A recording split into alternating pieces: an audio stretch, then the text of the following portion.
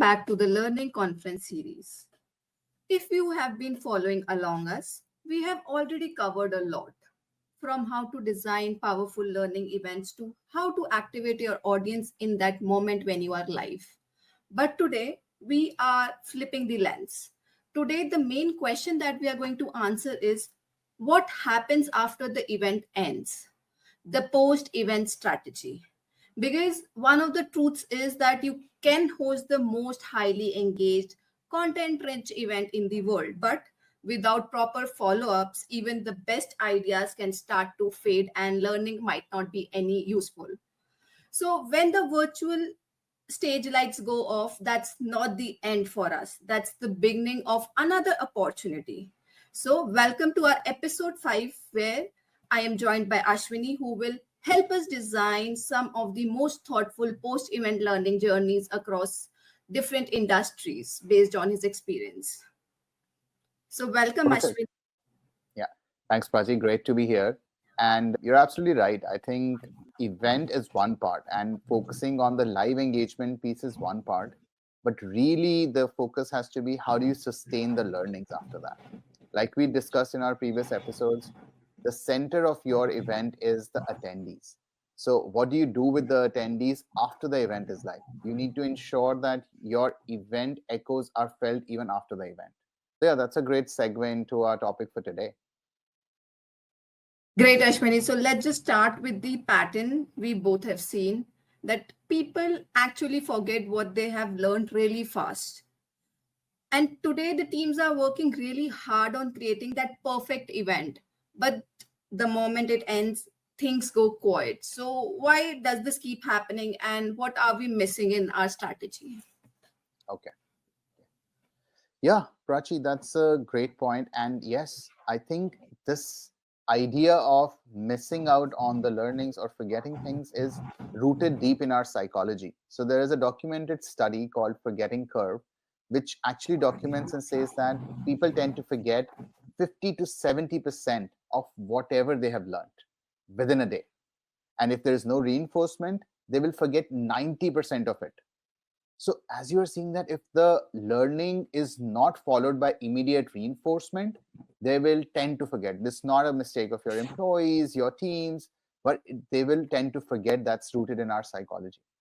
So, really to be able to ensure that the learnings in the event stays with our team, stays with your employees, stays with your team members, you have to reinforce it with a lot of engagement, with a lot of small bite-sized content. And I think as we discuss in this episode, we'll talk about a few ideas that we have seen our organizers do in terms of creating that sort of learning engagement experience even after the event, so that employees stay engaged and absorb a lot of what you talked about in the conference. Great, Ashwini. Moving ahead, so let's just talk about what the best teams are doing differently. To elaborate a little more, that not just those that run successful learning conferences, but teams that use post event touch points usually keep energy really high and actually drive behavioral changes. So, where does all of this start? What should teams do within those few first days after the event is over? Perfect. And Prachi, this is, I would say, is the lowest hanging fruit right now. So as soon as the event is over, as soon as your conference is over, you already have the content ready. Platforms like Airmeet make the content available immediately after your session is over, not even the conference is over. So immediately what you should do is you should have somebody in your team or yourself that you need to be able to start creating content pieces from that conference content. If your conference content was pre-recorded, it's easier. If it was live, download those recordings and start creating the content pieces. So there could be few things that we've seen other organizers do really well.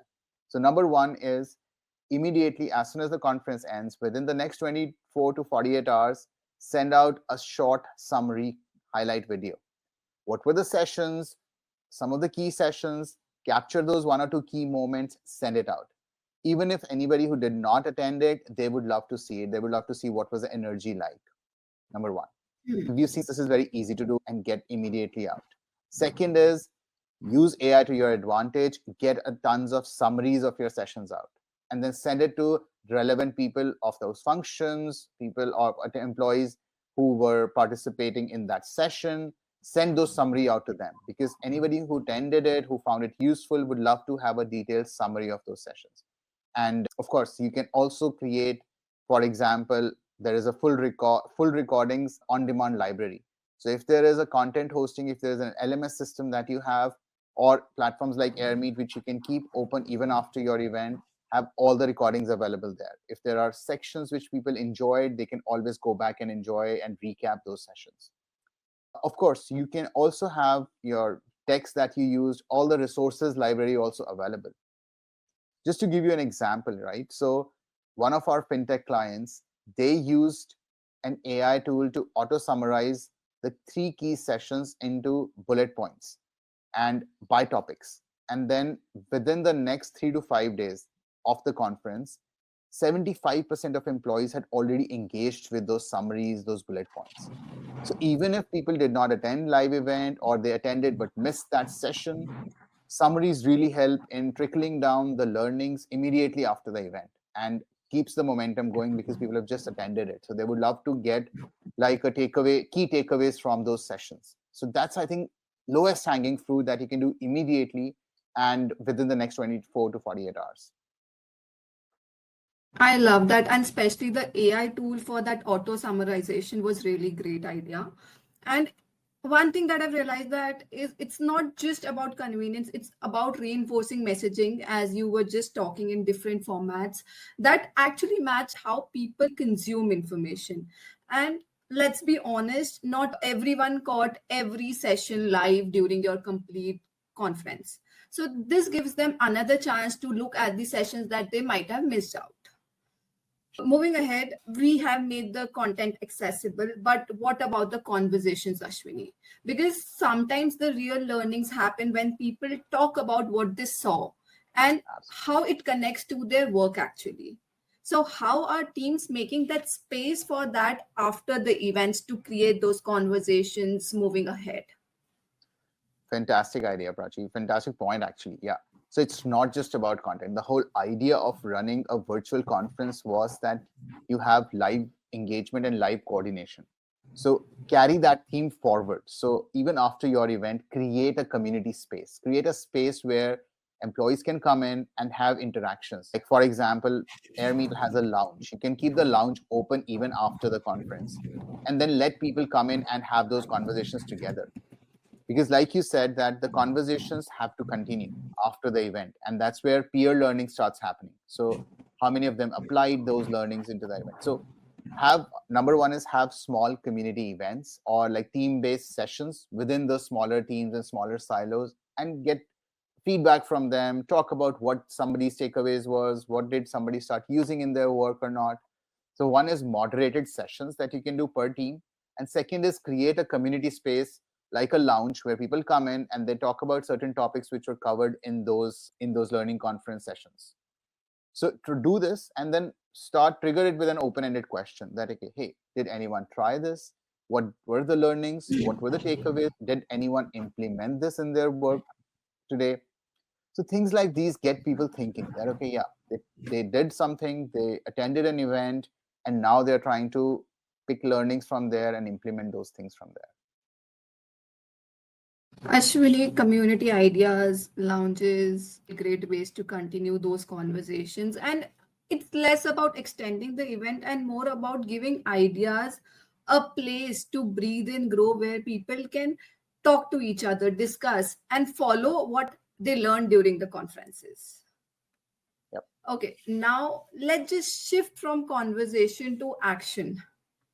We know from adult learning theory that people need to do something soon after learning it to retain it.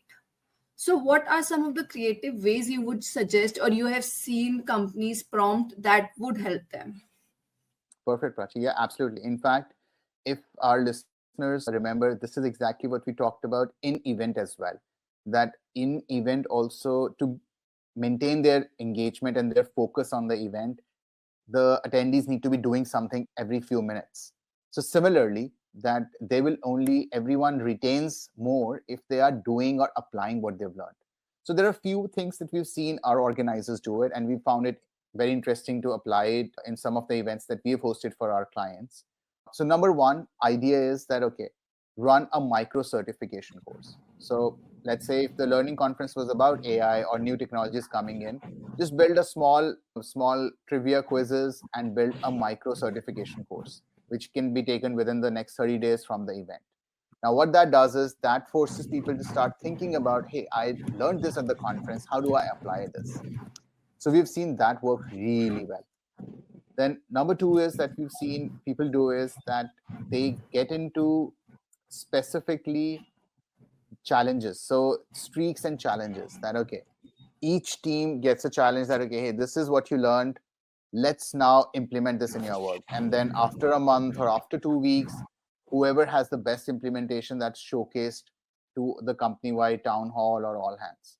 So the idea is that you create those challenges, you create those reward systems so that people have an incentive to then go and try it in their daily work. So for example, a company that we work closely with as a client, after the learning conference, they created every team got an opportunity to now apply those learnings and then showcase them in the town hall next quarter. And then once those town halls started coming in, teams started coming on the stage, it was an amazing reinforcement of the learning. And then everyone else also got excited about, okay, participating in that. So those are 2 3 ideas in which you can turn passive learning into active learning or active engaged learning as well for every employee. Yeah. Really, and one thing I can vouch for is the trivia quizzes and micro certifications. I've even seen this happening in Airmeet where we have been taken through these quizzes, micro certifications, and which has, on my personal note, really helped me as well go through everything and remember it for a long time. Yeah. So that's something really helpful, Ashwini. Now let's talk about logistics. Because in reality, most L&D and enablement teams don't have time to manage all of this manually before the event, then post the event. So what does a smart automated post event communication, if we say, or a post communication plan actually looks like? Perfect. And again, Prachi, again, this is more of logistics. And of course, we can give some ideas, but again, each company, each attendee, the way their attendees are, the communication can vary. So if the attendees in your learning conference is an overall broad base of employees, then typically how we've seen companies run this is, first of all, immediately as the event ends, send out a thank you note and a link for people to watch, jump in and watch replays of any of the sessions. So do this within the next 12 hours of the event getting over so that people remember that there was this event which got culminated. If possible, add some stats on how great the viewing experience was, how many people joined, how many sessions, how many emojis were discussed, how many questions came in. Get that excitement flowing in, show that how big an event it was which got over. Now, as we discussed earlier in this episode, the next 48 hours, send out key takeaways, summary video, energy in the room, highlight reel, whatever you can call it, but send it out within the next 48 hours because the conference is still fresh in everyone's mind. People will want to see, okay, what were the key takeaways? What did people learn? What were the key session takeaways as well? Now, after 7 days from the event, that's when you start, don't leave the communication out, but typically there is a threshold that after 7 days, you start asking, hey, what were your takeaways? What did you learn? Did you try something from the event? So start creating those kind of conversations, asynchronous, either on your Slack channels, on your teams, on your email groups, but then start asking those open-ended questions. And then, of course, at some level, to get the activity going, start sharing what other teams have done, what somebody has implemented. Let's say using those learnings, if marketing team did something, highlight it, send it out again as to everyone in the company so that people see, okay, yeah, this is how the applications of the learning conference were done. And of course, at some point, you can also fit in a survey as well. Typically, that's the first week itself because that's when the conference is very fresh in their mind. Get a survey done, ask about what they would like to change, what were the best parts of the conference, ask what they would like to see next year or next time when the conference is run. So yeah, this is typically a conference. at least have a tighter plan for the next 7 to 15 days, and then extend it when extend it beyond based on how much you want to cover further after that. I believe these were all low effort but really high impact moves that learning and development manager or anyone during or after their conference can definitely use, because it's gonna build a rhythm of reflection post the conference. Now, Ashwini, let's just go even deeper. One of the Mhm. best ways to reinforce behavior is to show others who are doing it, especially Yeah. inside the company when people see their colleagues looking into it, doing it. So, how do teams capture and share that kind of internal social proof? So I think, Prachi, this is the excellent point. Anyone, so like we talked about in the pre-event preparation episode, you have your early adopters, you have your evangelists. So those evangel go back to those evangelists and work with them to start applying some of those learnings from the conference. When you start applying some of those learnings from the conference, start sending it out across the company. Start sending, ask people to submit Loom videos, for example, or ask people to submit short videos like 30 seconds or 1 minute clips on what they did, how they enjoyed doing it, and what was the change that they saw once they applied some of those learnings from the conference. Send it out in your weekly newsletters. Like, for example, one of the clients that we work with, it was a big media client. They pick up each team and then send out those learnings across the board. So what idea was that this gets more when you see your peers taking those learnings and apply it in their daily work and getting recognition for it, that's when you start feeling, okay, yeah, this is something you can also try. Or you reach out to the peer and say, hey, I'm thinking about this, how do I apply it? So then actually learning goes from being theoretical, from being just a session, to more something which was real and had an impact in the work. So I think the great thing is that do it, reinforce it from your early evangelists, your early adopters, go to them, create their experiences, create their case studies, and then publish it across the company. That's the best way to get people to start thinking about, oh yeah, I can do this, or I can reach out to XYZ person who has done this already. And just to add, I totally agree with whatever you said, but just one point I believe is that this also lowers the barrier for others. So, for example, if one of my colleagues is doing, I would also think of trying it. And I would even think that if someone can do, I can even do that. Yes, So, that is the change in the mindset that happens because of this social proofing and everything. completely. Yeah. Okay, so now let's just bring this to life a little bit. Something we really love this segment, the case studies. So you mentioned earlier that teams are using platform like Airmeet to keep the momentum going and not just run one of the events. So can you just walk us through a real example of what that looks like in action? Sure, sure. Okay. So this was, so I'll talk about a case study from one of the leading hospital chains in North America. And they run a diversity event and diversity learning conference on Airmeet every year. And this conference was attended by almost 1,000 plus managers globally from that company. So once the conference was done, it was a 2 day conference, 8 hours each. But once the conference was done, this is how their post event looks like. And this was amazing, like how engaging they kept it.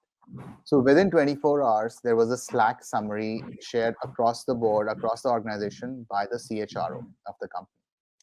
Then within 72 hours, they launched a dedicated community hub for people to come in, join, talk about some of those things which happened, have those conversations going.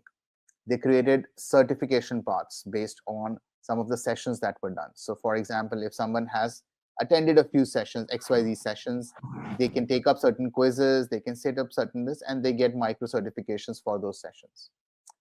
Each function, sales, marketing, or healthcare professionals, had custom certifications set up for them. Then each, based on the sessions for each one of them, there were bite-sized learnings which were created for each one of them. At the end of next quarter, once the conference, after that the next quarter, top 5 teams were recognized for enabling and implementing a lot of those learnings. And then some of the individuals within those teams were also recognized for really being the champions of the learning conference and driving it through their complete organization. Result: within 30 to 40 days of the conference, internal engagement significantly spiked. Almost 68% of managers were taking action within a month, and 24% of them changed the way they were running their day to day operations. So, this is how we saw a great example of going from an event to actually implementing it on ground, running it, and doing changes in their day to day working as well.